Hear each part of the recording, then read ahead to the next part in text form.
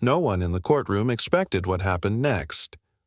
Judge Frank Caprio had handled thousands of cases, every story, every excuse, every human struggle, but on that cool, gray morning, a moment arrived that made even him pause.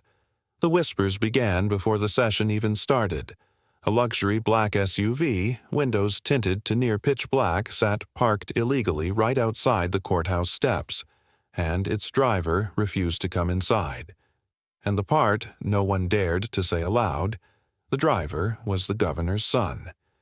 What happened when Judge Caprio decided to walk outside himself would leave the entire courtroom silent. Inside the softly lit Providence Municipal Court, the atmosphere was different, tighter, tense, as if the room itself sensed that something unusual was unfolding. Court officers exchanged looks but kept their composure. A few spectators leaned forward in their seats, trying to catch bits of conversation from the bailiff. A name had appeared on the docket that morning. Adrian Hale, age 24. Charge: multiple unpaid parking violations, reckless driving, and failure to appear. But Adrian wasn't in the courtroom. Instead, his SUV idled outside, positioned boldly, almost defiantly, in a spot reserved for court officials. One officer had politely asked him to step in.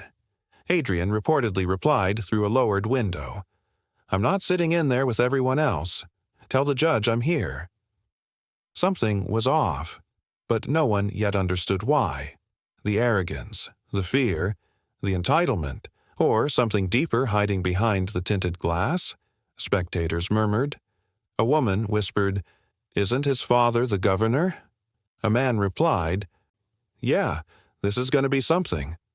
The tension curled like mist. Then the doors opened and everyone rose as Judge Frank Caprio entered. Calm, steady, eyes perceptive as ever. He sensed the energy instantly. Judge Caprio took his seat, adjusting his glasses with the same slow, thoughtful motion he had done for decades. His voice, warm yet authoritative, filled the room. "Good morning, everyone." He looked at the docket, brows raising just slightly, so slightly many would have missed it. Adrian Hale, not present. A clerk stepped forward nervously. "Your Honor, he's here, but not inside. He's waiting in his vehicle." Judge Caprio blinked once. Not in anger, never anger, but in quiet disbelief. "He's waiting in his vehicle," he repeated softly, almost reflective. "Is he unwell?" "No, Your Honor. He said—" The clerk hesitated. "He said he doesn't sit in public rooms." A few people gasped in the back. The judge held up a calm hand. "Let's remain respectful." He leaned back in his chair, fingers interlaced, thinking. Even after all these years, he always tried to understand the person before judging the case. Entitlement? Fear? Anxiety? He wasn't one to assume. Finally, he spoke. "Bring me my robe," he said quietly. The clerk blinked. "Your Honor, you're already wearing it." A faint smile touched his lips. "Good. Then let's go see Mr. Hale." A ripple of shock moved through the courtroom. Judge Caprio? Walking outside? Himself? Spectators whispered. The officers exchanged glances, but Judge Caprio simply rose, serene and deliberate. "Court is in brief recess," he said, tapping the gavel gently. "We'll bring the courtroom to him. This section will continue in the next 1,000 words." When Judge Caprio stepped outside, the late morning light spilled over the courthouse steps. The black SUV, a sleek, polished machine, sat humming, its tinted windows absorbing the world. From the outside, Adrian Hale was everything headlines love to exaggerate. Privileged son of a powerful governor, wealthy, untouchable, reckless. But beneath the surface, unknown to everyone, Adrian's life had been anything but easy. Inside the SUV, Adrian's fingers gripped the steering wheel so tightly his knuckles turned white. Sweat dampened his hairline. His chest tightened every time he even glanced at the courthouse door. He wasn't refusing to enter because he felt above anyone. He was refusing because the moment he stepped into a courtroom, a memory he had buried for years clawed its way back. A night of flashing police lights, a stretcher, a friend who never survived, a guilt no one knew he carried. Adrian Hale wasn't arrogant. He was terrified. And as Judge Caprio approached the SUV, Adrian didn't see a judge, he saw the past. Judge Caprio walked slowly, hands behind his back, his expression gentle but firm. 2 officers followed at a respectful distance. He approached the driver's door and tapped lightly. The window rolled down halfway. Adrian's voice was tight. "I told them, I don't want to sit inside." Judge Caprio nodded once. "And that's why I came to you." Adrian swallowed. He hadn't expected that. "My court isn't about humiliation," Caprio said softly. "It's about understanding people. May I speak with you?" A long pause, then the window lowered fully. Adrian looked young, far younger than the newspaper photos made him appear. His eyes were red-rimmed, not from anger, but exhaustion, maybe even sorrow. "Sir," Adrian murmured, I'm not trying to disrespect you." Caprio shook his head gently. "I don't feel disrespected. I feel concerned." He leaned a bit closer. "Help me understand what's keeping you from stepping inside." Adrian's throat tightened. His gaze drifted away toward nothing. "I can't," he whispered. "Can't or won't?" Caprio asked softly. Adrian hesitated. Too long for comfort, and the judge knew instantly. This wasn't ego. This wasn't entitlement. This was fear, real fear, the kind that sits heavy on the heart. "Step out of the vehicle, son," Judge Caprio said gently. "We'll walk inside together. I'll be right next to you." Adrian's hands trembled on the wheel. "I can't." His voice cracked. "Please, don't make me go inside." Judge Caprio exhaled slowly, thoughtfully. He glanced at the SUV, at the young man shaking before him, and the unspoken question echoed in his mind. What has this boy been carrying that no one sees? The officers shifted anxiously, unsure if they should intervene. But Judge Caprio raised one hand. "No rush," he said softly. "No pressure." He stepped back, letting Adrian breathe. The courtroom windows above reflected on the SUV's dark shell, watching as the quiet truth began to unravel in the open air. And this was only the beginning. Adrian stared straight ahead, the world blurring at the edges. His breath shivered in and out, uneven, shaky, like someone trying to outrun a memory lodged too deeply to escape. Judge Caprio watched him with quiet patience, not pushing. Not judging, just waiting. And that small act, being given space, caused something inside Adrian to loosen. Just a little. The sound of a passing car triggered it, the low rumble, the sudden whoosh of tires. Adrian flinched, eyes squeezing shut. Judge Caprio noticed. He stepped closer, voice even softer than before. "Adrian, you're safe here." Adrian swallowed hard. "The last time I walked into a courtroom," he whispered, "someone I loved didn't walk out." The judge's expression shifted. Barely, but enough. Not shock, not pity. Recognition. "Tell me," Caprio said gently. Adrian's hands fell from the wheel. He stared down at his lap, voice trembling. "I was 19. First time away from home, stupid, careless. We were driving back from a concert. My best friend Luca, he'd been with me since we were kids, was in the passenger seat." He paused. His jaw tightened. Someone ran a red light, hit us, full force. A deep silence formed around them. Even the officers stopped breathing. "I woke up in a hospital," Adrian continued, "and the police told me Luca didn't make it. They showed me photos. The car, the crash, the courtroom I had to testify in." His voice broke. I still hear the echo of the judge's gavel. Every time I enter a courtroom, I hear it all over again." A single tear rolled down his cheek. And for the first time, Judge Caprio understood. This wasn't defiance. This wasn't privilege. This was trauma. Raw, unprocessed, buried under years of public expectation. Adrian took a shaky breath. But no one ever listens to that. They only see the governor's son. They think I'm spoiled, arrogant, untouchable. He looked up with hollow eyes. But I'm not untouchable. I've been touched by something I can't unfeel. The judge nodded slowly. Pain does not look at last names, Adrian. It finds everyone. The wind whispered faintly around them. Adrian wiped his eyes. I came today because I didn't want trouble. I know I messed up. I just couldn't make myself walk in. Judge Caprio folded his arms, absorbing every word. Not as a judge, but as a father, a grandfather, a human being who had seen life's heaviest burdens in the eyes of ordinary people. And now he saw them in Adrian. All right, Caprio said softly. Then we'll take this one step at a time. Judge Caprio opened the SUV door himself. Come on, son. I'll walk with you.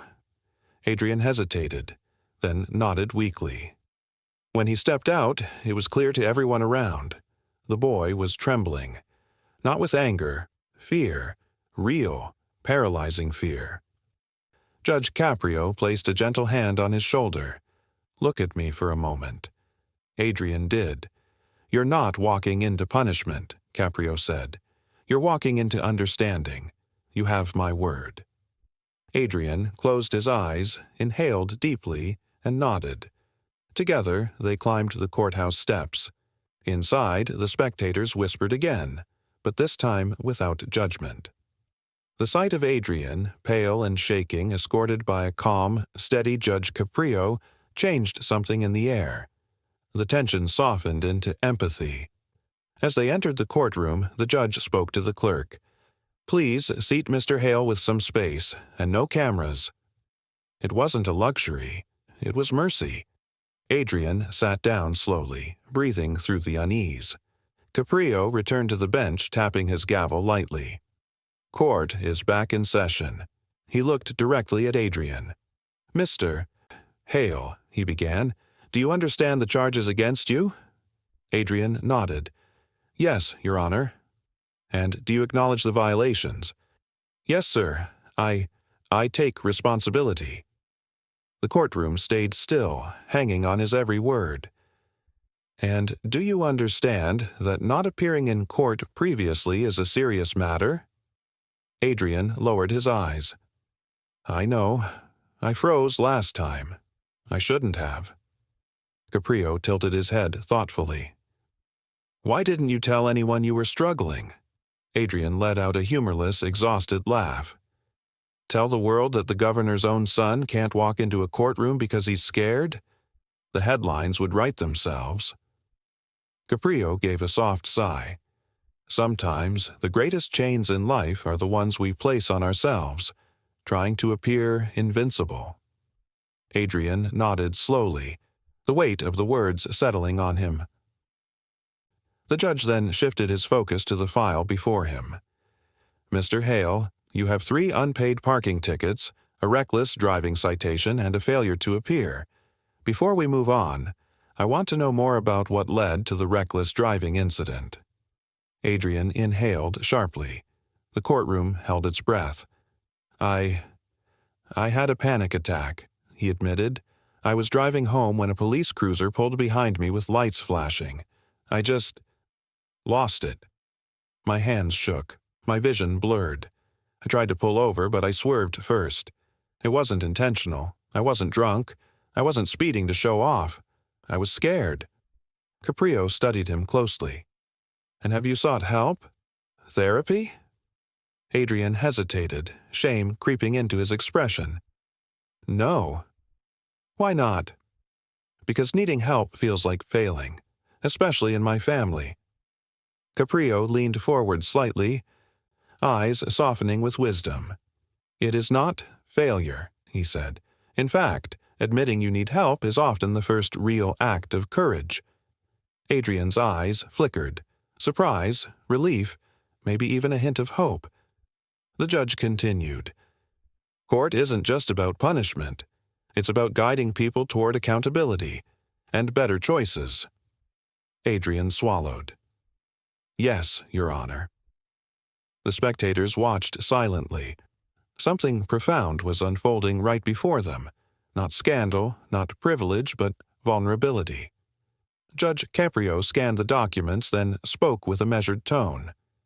Mr. Hale, before I give my decision, there is something I need to address. Adrian stiffened. You were involved in a fatal car accident 5 years ago. That is known. But something here is unanswered. He lifted a paper gently. It says the family of the victim, your friend Luca, never pursued charges. Instead, they wrote a letter asking the court to show you compassion. Adrian's head snapped up in shock. Judge Caprio read from the letter. Adrian has carried the weight of this tragedy every day. We see it in his eyes, in his silence, in the way he avoids places that remind him of what happened. We ask the court not to punish him further. His punishment is internal, and he bears it without complaint. Adrian blinked hard, a tear slipping down. He whispered, I didn't know they wrote that. My father shielded me from everything. Judge Caprio lowered the letter. His voice dropped to a near whisper. Adrian, were you ever allowed to grieve? Adrian shook his head. No. My father said, it wasn't your fault, so don't talk about it. He made it disappear. The papers. The court, the aftermath, everything. I just carried it alone. A sharp gasp echoed from someone in the back. Judge Caprio's face softened deeply, painfully. Son, he said slowly, pain that is buried does not disappear. It grows. Adrian finally broke. With trembling hands, he covered his face, shoulders shaking as years of unspoken guilt cracked open. The courtroom fell utterly silent. Judge Caprio closed his eyes briefly, a moment of prayer perhaps, or reflection. When he opened them, his gaze was filled with understanding that went far beyond the law. Adrian, he murmured, you weren't running from the law, you were running from your memories. Adrian nodded, struggling to breathe. Yes, he whispered, I thought if I never sat in a courtroom again, I'd never feel that night again. But here he was, and the truth had finally found daylight. Judge Caprio leaned back, resting his hands gently on the bench. His inner voice, calm, thoughtful, weathered, spoke as if to himself, though the room felt it in the stillness. This boy has been treated like a symbol his whole life, he thought. A headline, an expectation, a reflection of his father's power. But inside, he is cracked, frightened, human. The law can punish parking tickets, but no law can punish grief. No law needs to. He took a slow breath. What is justice here? To fine him? To embarrass him? Or to help him heal before fear takes him someplace far worse? He looked at Adrian, shaking, vulnerable, finally honest. Justice must see the person, not the title, the heart, not the headlines, because compassion, when given at the right moment, can save a life more surely than punishment ever could. He raised his head. The next words would change the room. Judge Caprio leaned forward, folding his hands with the kind of careful deliberation that came only from decades of seeing people at their lowest and guiding them back toward their best. Mr. Hale, he began, voice steady and warm, the law is a tool. It is meant to correct behavior, protect the community, and uphold fairness. But it is not meant to crush a person who is already crushed. Adrian lifted his head, his face streaked with tears, eyes swollen with exhaustion and relief. His breathing had steadied a little, but his hands still trembled as if the truth he had finally spoken was too fragile to hold. Judge Caprio continued, You committed violations, that is clear, 3 unpaid parking tickets, a reckless driving citation, and a failure to appear. On paper, these are simple matters, but behind them is a deeper story, a story the court must consider. He gestured with a soft, slow movement as if placing invisible pieces on the table. You are not here today because of arrogance. You are here because of unresolved trauma that you've been carrying for years. And son, his voice lowered, that burden is heavier than any fine I could impose. The courtroom remained intensely still. Before I give my ruling, Caprio said gently, I want to ask you one final question. Adrian braced himself. Are you ready? Caprio asked softly. To stop running from your pain? Silence swallowed the room. Adrian's lower lip quivered. He inhaled shakily, then nodded. Once, slowly, deliberately. Yes, Your Honor, he whispered. I'm ready. I don't want to keep living like this. I want help. Caprio closed his eyes for a moment, as if offering a quiet prayer of gratitude. When he opened them, they shone with a wise, fatherly compassion. Good, he said. Then here is my decision. He picked up his gavel, but didn't use it yet. For the parking violations and failure to appear, I'm reducing all fines to time served. You have already paid more than money can measure. A murmur swept through the courtroom, surprise, but also agreement. It felt right. For the reckless driving citation, Caprio continued, I am not imposing a monetary fine. Instead, I am issuing a court-mandated requirement. Adrian tensed, fear flickering again, but Caprio's voice remained gentle. You will attend 12 weeks of trauma counseling with a licensed therapist approved by the court. Adrian blinked, startled. Caprio nodded. Not as punishment, as healing. A single tear slipped down Adrian's cheek. But there is one more condition, the judge added softly. Adrian straightened.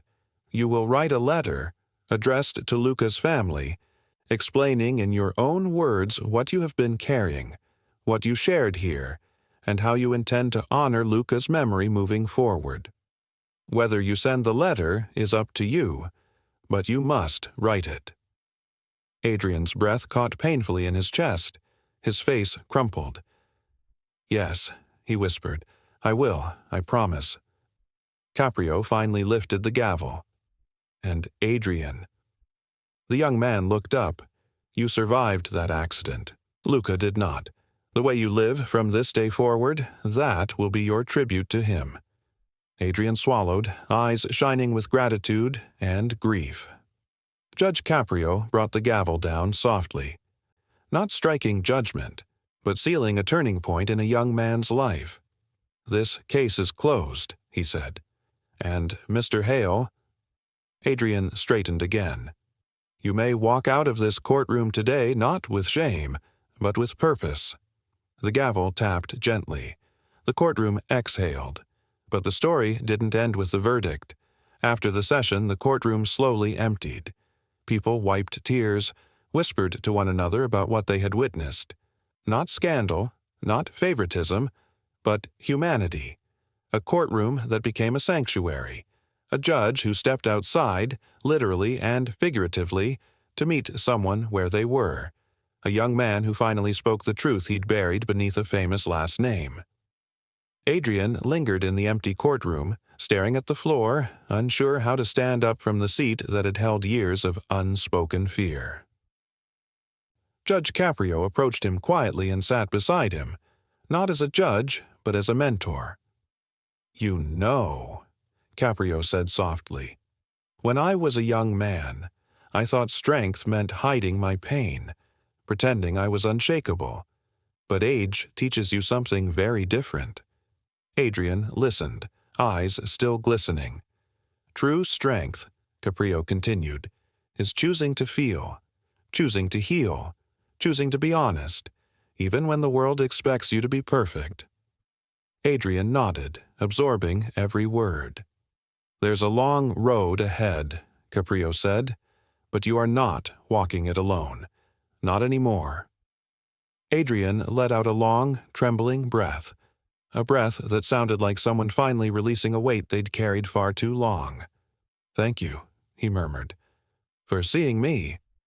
Caprio placed a steady hand on his shoulder. "Always remember this," he said, his voice deep with wisdom. "You are not the worst thing that ever happened in your life.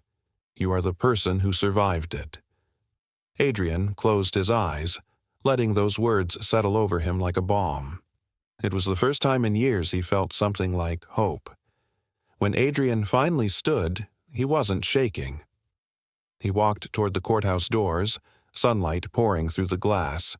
He stepped outside, this time freely, openly, without fear. His father's shadow did not drag behind him. His friend's memory did not crush him. For the first time, he walked as himself. As he reached the top of the courthouse steps, he paused and looked back through the doorway. Judge Caprio nodded at him from inside. A moment of unspoken understanding passed between them. Then Adrian descended the steps, one slow, steady stride at a time. The luxury SUV still sat parked near the curb, but it no longer felt like a fortress. He opened the door, slid into the driver's seat, and rested his hands on the wheel, not gripping this time. Instead, he breathed, deeply, freely. The fear would not disappear overnight. The pain would not evaporate. But he was done running, and somewhere in a much quieter place a boy named Luca would have been proud.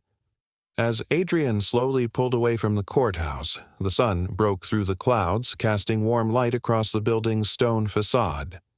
And the final narration echoed like a gentle, cinematic truth.